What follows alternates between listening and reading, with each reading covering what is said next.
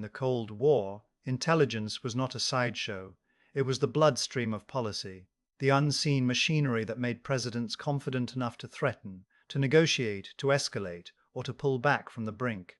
In Washington and Moscow, men in suits and overcoats made decisions whose consequences could ripple across continents, and the information they acted on often came from sources no one could publicly acknowledge.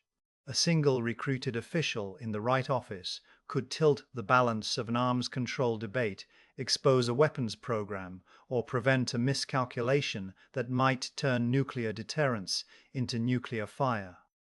That is why the CIA's war inside the Soviet Union was always fought at the edge of catastrophe. And that is why, when the CIA began losing its best Soviet sources in the mid-1980s one after another, abruptly, systematically, it felt less like ordinary counterintelligence pressure and more like a surgical amputation being performed in the dark. By the early 1980s, the US intelligence community had invested decades into penetrating the Soviet system. It was never easy.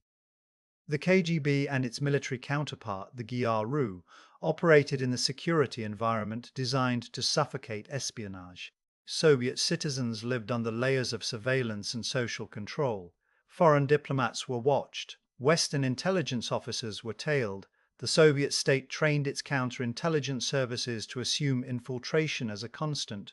Yet despite that, the CIA had managed to recruit sources, some for ideology, some for resentment, some for ideology, some for resentment, some for ambition, some for money.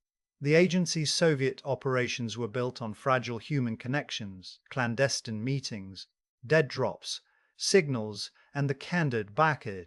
Every source inside the USSR represented an extraordinary investment of time and tradecraft, and an even greater investment of trust. When those sources began to vanish, it was not just a tactical setback, it was a strategic hemorrhage. The pattern that emerged in the mid-1980s was terrifying. CIA assets who had been providing the United States with intelligence and policy were suddenly identified. Some were arrested. Some disappeared into the Soviet intelligence and policy were suddenly identified. Some were arrested. Some disappeared into the Soviet prison system. In the most severe debate, each loss carried its own human tragedy. But for the CIA, the operational implications were brutal. A recruited source is not simply a person. It is a channel into a closed world. When that channel is cut, you do not just lose information.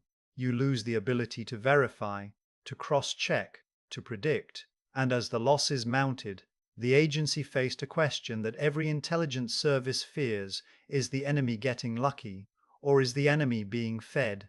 By 1986, it became clear inside the CIA that something was fundamentally wrong. The scale and precision of the Soviet response did not look like routine counterintelligence success. It looked like foreknowledge.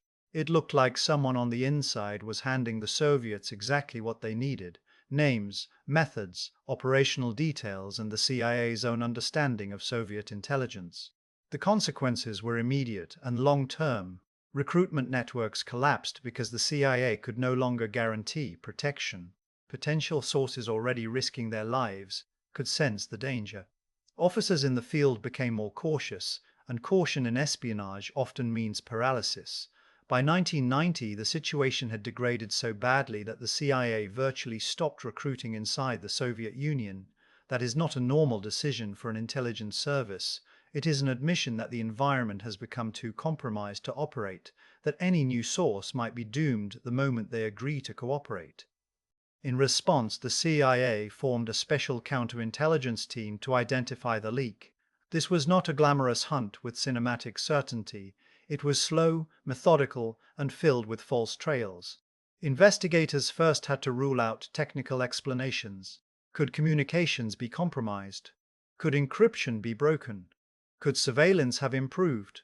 Could the KGB running a sophisticated deception operation, feeding the CIA false clues in order to create internal suspicion, feeding the CIA false clues in which counterintelligence work is often about eliminating possibilities one by one, and the KGB was skilled at planting misleading indicators. But as the team narrowed the problem, the most frightening explanation remained: a mole. someone with access to the CIA's most sensitive Soviet operations. The list of suspects could not be large if the leak was as devastating as it appeared. The people who knew the identities of high-value Soviet sources, the details of clandestine operations, and the CIA's internal assessments were not countless. Access was compartmented, yet the leaks seemed to cut across compartments, suggesting someone positioned near the heart of the Soviet East Europe mission. The investigators narrowed the suspect pool to a small group of officers who had access to the relevant material.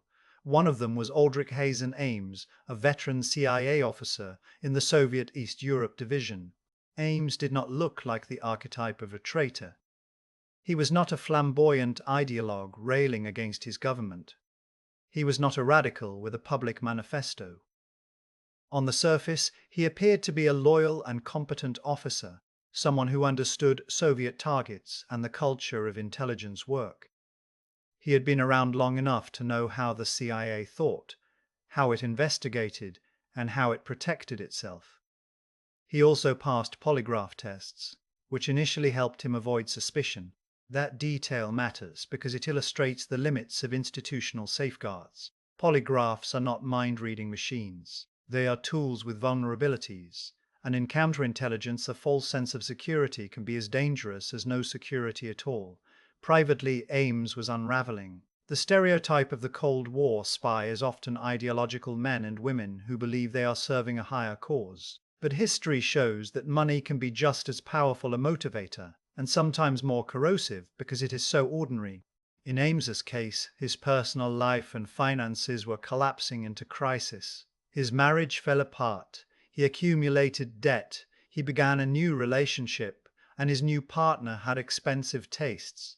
The pressure was not abstract, it was immediate, humiliating, and relentless: bills, obligations, and the fear of financial ruin. For a CIA officer with access to secrets worth fortunes to a foreign power, the temptation could be framed as a transaction rather than a betrayal. That is often how espionage begins. Not with grand speeches, but with rationalizations. In April 1985, Ames made the decision that would detonate inside American intelligence for years. He walked into the Soviet embassy in Washington, D.C., and offered the KGB classified information in exchange for money. The act itself was stark in its simplicity. No elaborate recruitment by Soviet intelligence was more than capable of such operations. Instead, the CIA officer initiated contact.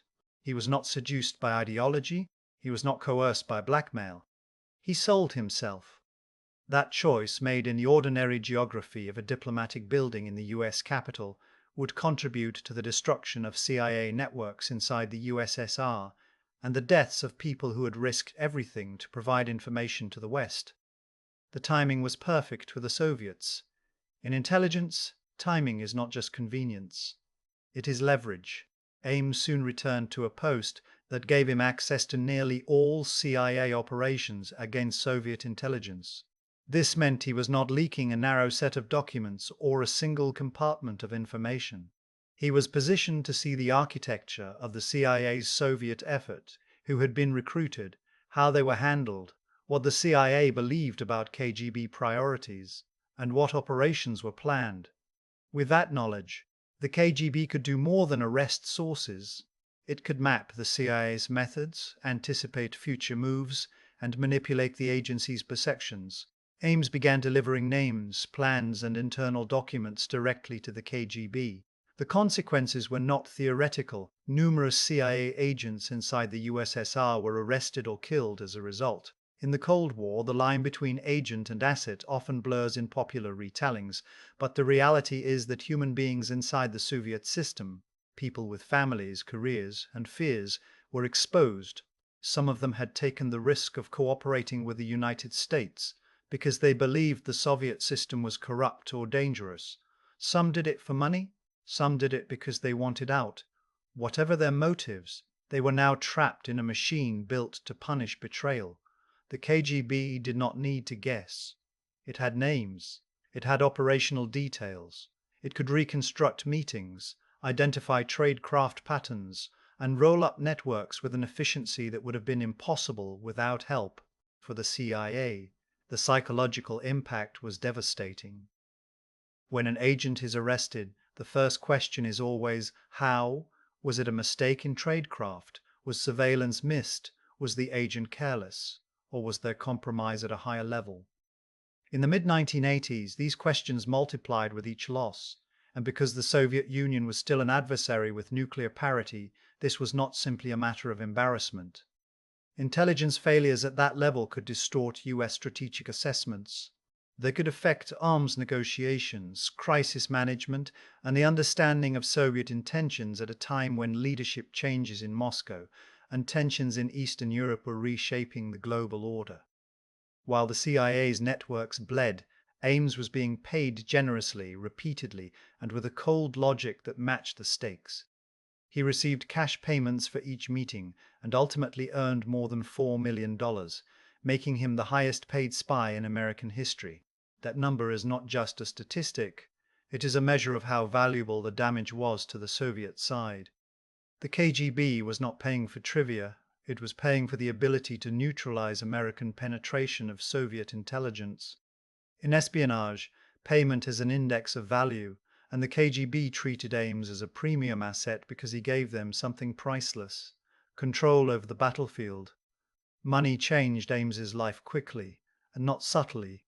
He spent freely, buying a house in cash, luxury cars, expensive clothing, and funding a lifestyle that stood out sharply against his official salary. In the world of intelligence, where officers are trained to notice anomalies, this was the kind of behavior that should have triggered immediate scrutiny. A CIA officer does not typically have the financial profile of a sudden millionaire. Yet institutions are run by people, and people are vulnerable to assumptions. If someone appears competent, if they fit the expected mold, if they pass the polygraph, colleagues may rationalize what they see. They may assume a spouse has money, or an inheritance, or a lucky investment. They may avoid asking questions because questions are uncomfortable and because suspicion inside an intelligence service can poison morale. That reluctance creates space for betrayal to continue. But the lifestyle eventually betrayed him. Counterintelligence investigators, desperate to stop the hemorrhage, began to look beyond theories and into the hard, indifferent evidence of money. Finances do not lie the way people can. Bank deposits, cash flows, and purchases create patterns. Investigators noticed that large deposits consistently followed meetings with Soviet diplomats that Ames claimed were part of his work contacts he portrayed as potential recruitment targets. The precision of the pattern was damning. In espionage, coincidence can happen once. A repeated correlation between clandestine contact and sudden cash is a map of guilt. This was the turning point where suspicion hardened into action. The CIA and FBI had to consider not only the damage already done, but what might happen next. Ames was scheduled for an assignment in Moscow. In normal circumstances, that would be routine for an officer in his position. In this context, it was a looming disaster.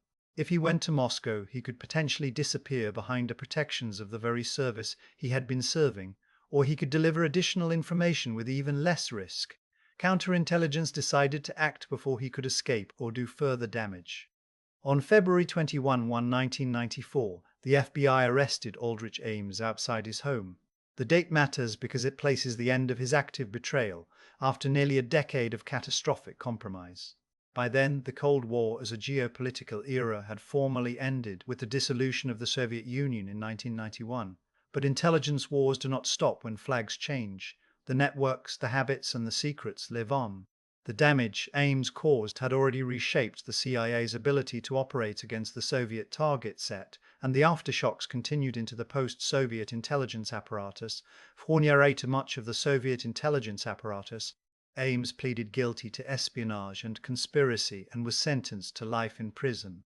His wife received a reduced sentence as part of the plea agreement. The legal outcome closed the courtroom story, but it did not restore what had been lost.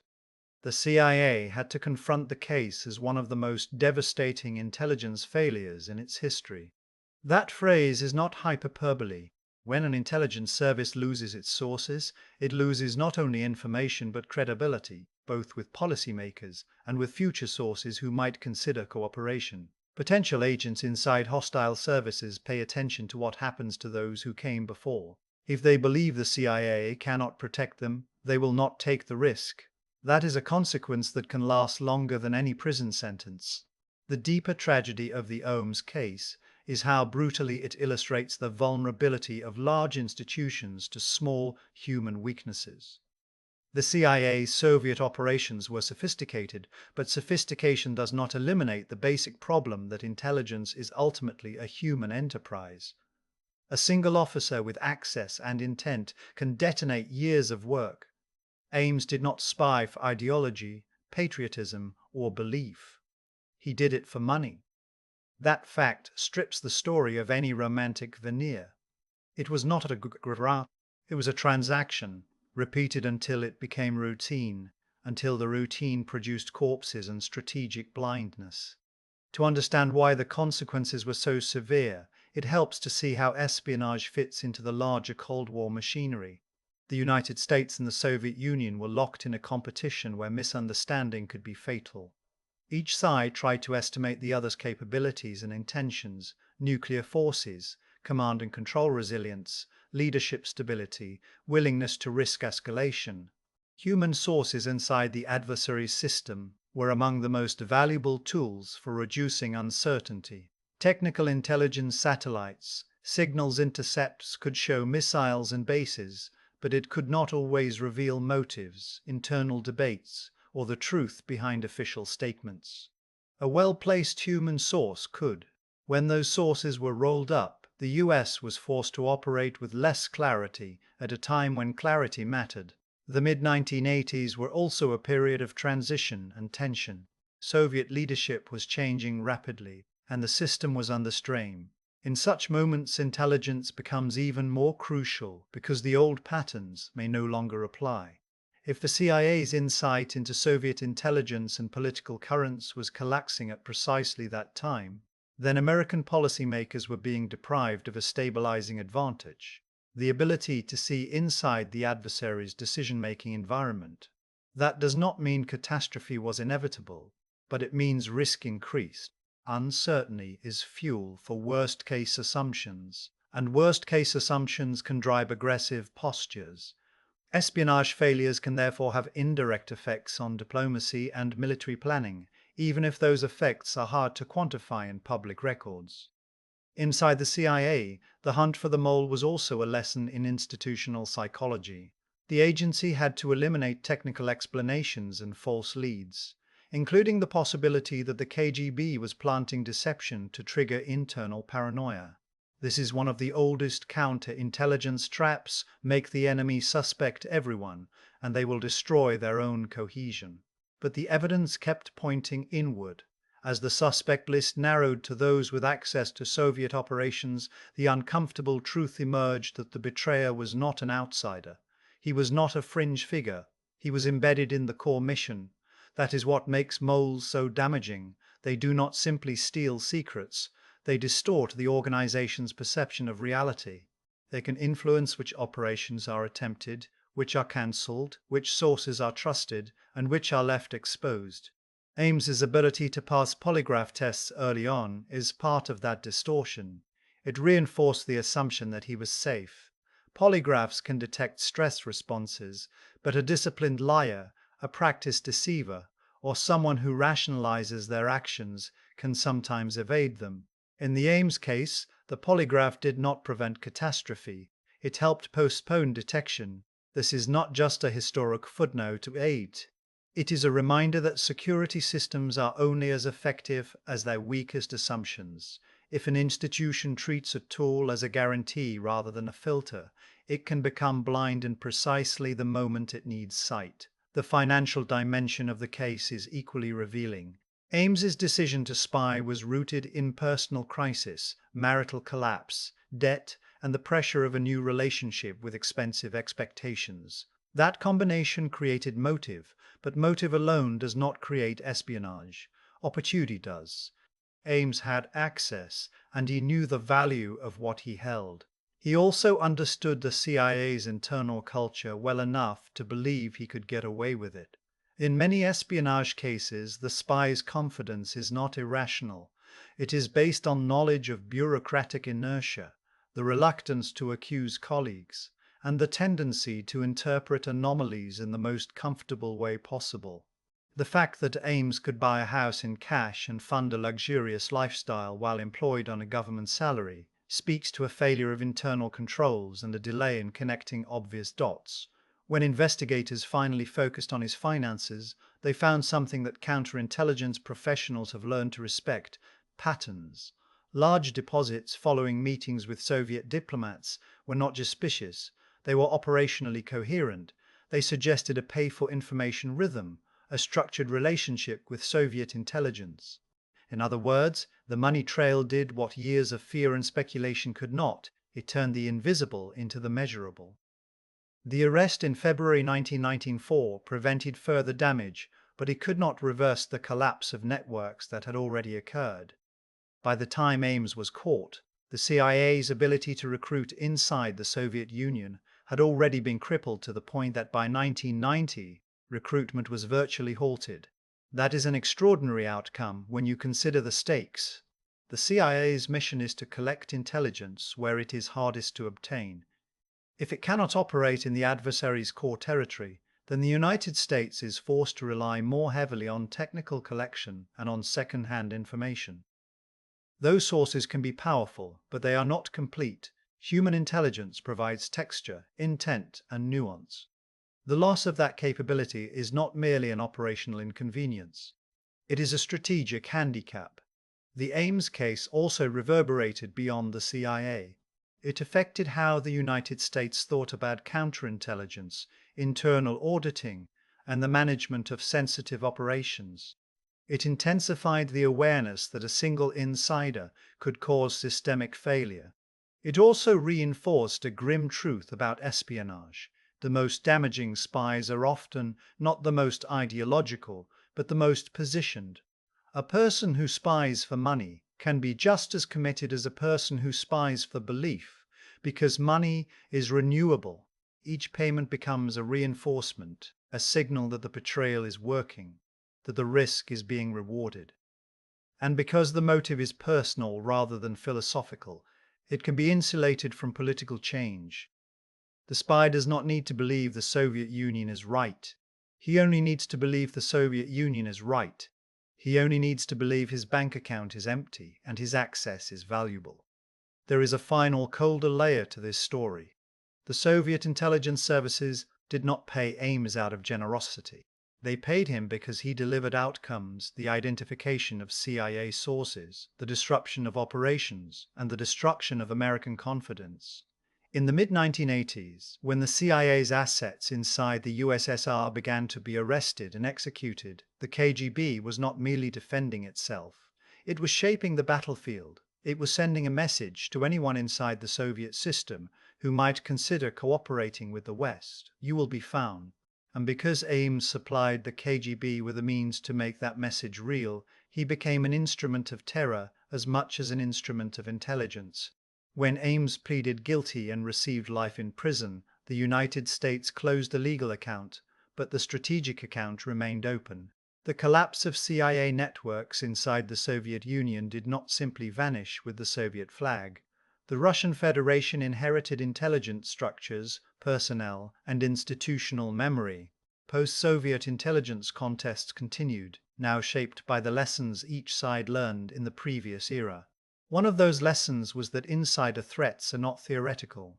They are recurring. They adapt to new technologies and new bureaucracies, and they exploit the same human vulnerabilities: debt, ego, resentment, desire, and the belief that one person can outsmart a system. The takeaway is as modern as it is historical. Aldrich Ames showed that the most catastrophic breaches do not always come from sophisticated cyber tools or dramatic ideological conversions. Sometimes they come from a man with access, financial desperation, and the willingness to walk into an embassy and name names. The CIA's losses in the mid-1980s, the collapse of recruitment by 1990, and the eventual arrest in 1994 form a chain of cause and consequence that still echoes in how intelligence agencies think about trust and verification. In a world where secrets remain a currency and where great power competition has returned in new forms, The Ames case is not merely a Cold War scandal. It is a warning that the most expensive damage can be bought, and that the price of complacency is often paid by people whose names the public never learns.